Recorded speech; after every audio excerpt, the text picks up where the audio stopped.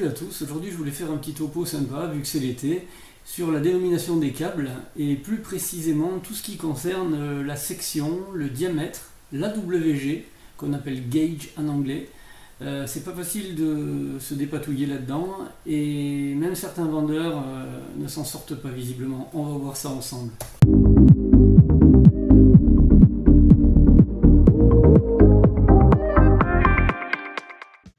Le but de ce topo, c'est de bien comprendre et donc de bien utiliser les mots tels que surface, R, section, gauge, donc en anglais, que souvent les gens appellent la jauge, ce qui n'est pas faux, pour pouvoir parler de la taille des câbles. Donc pour ça, on va imaginer qu'on a fait une coupe sur ce fil, par exemple, une coupe droite avec une scie à métaux. Et ce qu'on voit, c'est juste un cercle de matière, en l'occurrence du cuivre. Alors, avant de continuer, on va définir trois choses. La première, c'est le diamètre. Le diamètre, c'est une distance. Donc on peut l'exprimer en centimètres, en millimètres, en kilomètres. Bon là, on va l'exprimer en millimètres.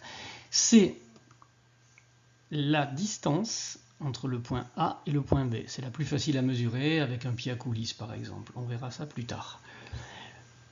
On peut définir aussi le rayon qui est la moitié du diamètre, du point A au point B, le point B étant le centre du cercle.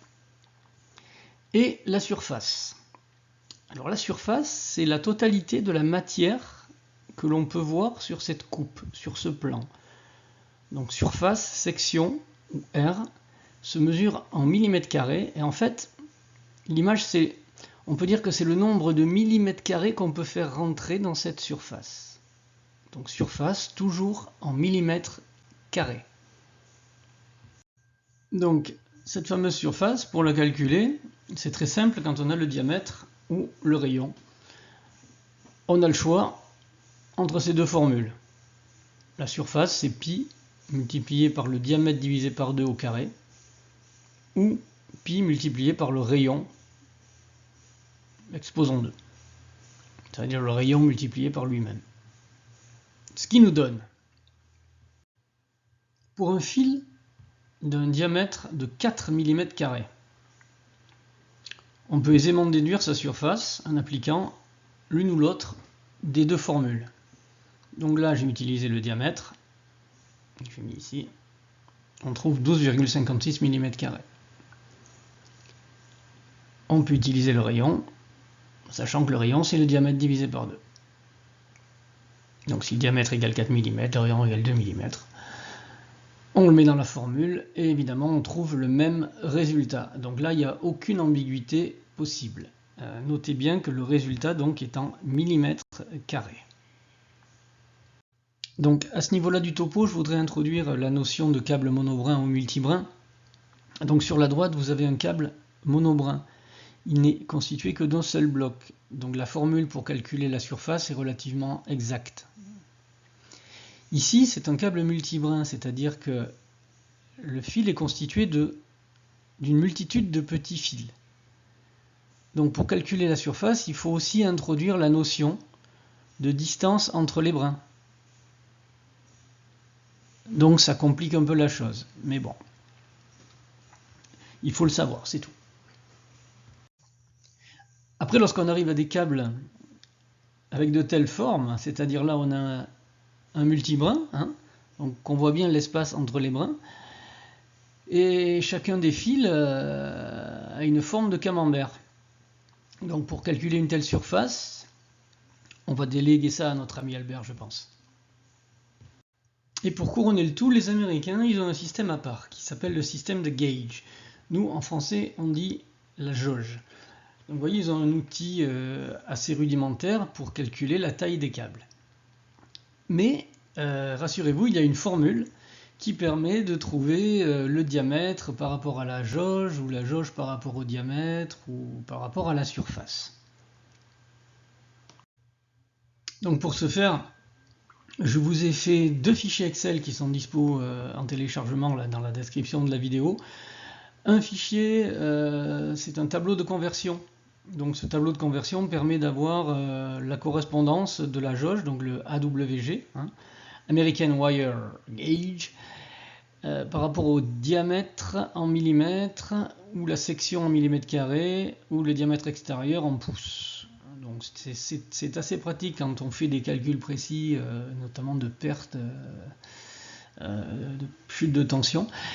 Et l'autre fichier, c'est un calculateur que je vous ai fait aussi pour convertir tout ça. Donc vous verrez, c'est très pratique en fait. Donc le but de toutes ces explications, en fait, c'est très simple. C'est pour ne plus se faire avoir par ce genre de choses. Donc ça, c'est le cas typique. Voilà. Très bon câble, ça on n'en doute pas. 3 paires, bon, j'espère qu'ils ont bien compté. En 9/10 de section. Câble téléphonique numérique, d'accord, SYT AWG20. Là, on a de l'AWG20. Sauf que le 9/10 de section, c'est pas ça. Il fait 9/10 de diamètre, ce câble. Et ça, ce qu'il faut savoir, c'est que normalement, tous les câbles de courant fort hein, que vous allez rencontrer, 1,5, 0,75, 2,5, là, sur ces câbles-là, on donne toujours la section. Donc on ne la mesure pas avec un pied à coulisse. Et quand c'est des câbles de courant faible, comme le câble qu'on a ici, par exemple, le 9/10, en fait c'est 9/10 de millimètre. Et c'est pas 9/10 de millimètre de section, c'est 9/10 de millimètre de diamètre, qui correspond, vous verrez, si vous regardez la bac que je vous ai fournie, l'AWG20, c'est bien du 9/10 de millimètre de diamètre. Donc le plus petit, je crois que c'est le 6/10 qui est juste en dessous, c'est la WG22 si je ne me trompe pas. Donc plus une jauge est grosse, plus le câble est petit. En fait, je crois que c'est une unité qui était utilisée aussi pour les bijoutiers, pour faire des piercings ou pour des cathéters dans le milieu médical aussi. Voilà, donc bien se méfier de ça parce que vraiment, vraiment souvent, les vendeurs confondent la section, le diamètre, et si on veut faire un calcul de chute de tension, on n'est pas dans la merde.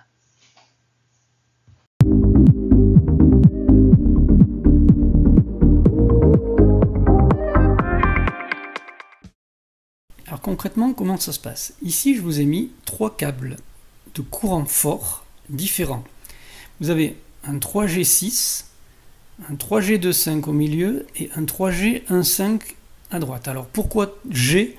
Parce qu'en fait, G c'est quand il y a le câble de terre, le vert jaune, le fil de terre. Voilà.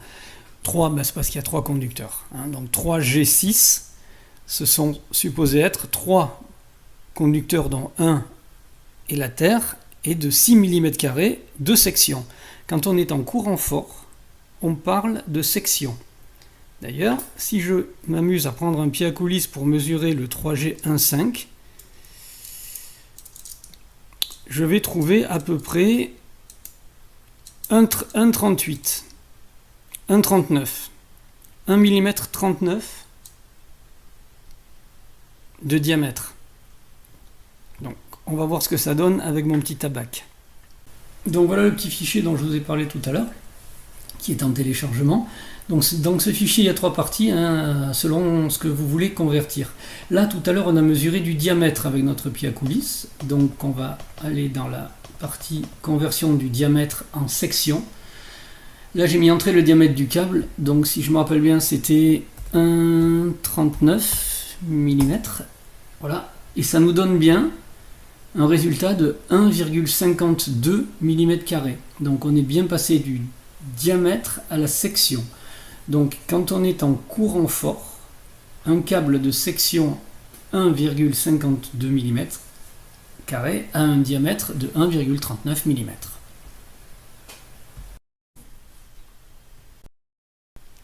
Le 3G2.5, lui, on arrive à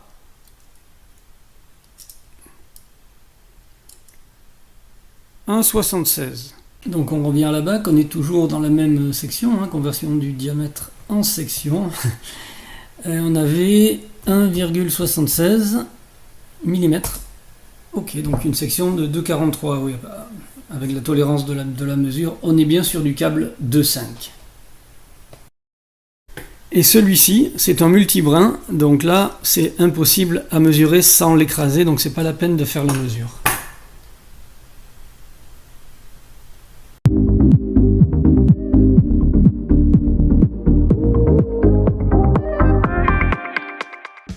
Alors pour résumer tout ça, gardez bien en tête que lorsqu'on parle de courant fort, de câble de courant fort, le constructeur parle toujours en sections. 2 5 mm², 1 5 mm², 6 mm² de section.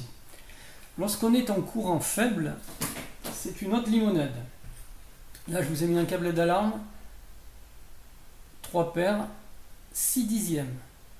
On est en courant faible, c'est le diamètre. Là, un câble qu'on appelait un câble PTT, en fait, 3 paires, 5 dixièmes, rigide. Donc celui-là, on peut le mesurer au pied à coulisse. Voilà, 0,49. 0,49, on est bien en 5 dixièmes de millimètre de diamètre. Ça, c'est un câble informatique rigide, donc un câble de rocade, hein. C'est les câbles qui servent à faire les liaisons entre les hubs en général.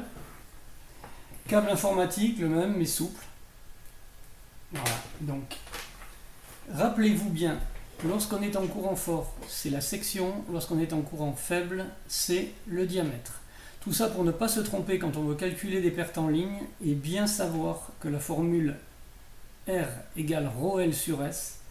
Sur le S, vous mettez bien la section. Donc si c'est un câble de courant fort, il n'y a aucun problème. Si c'est un câble de courant faible, pensez à faire la conversion, sinon ça ne marche pas.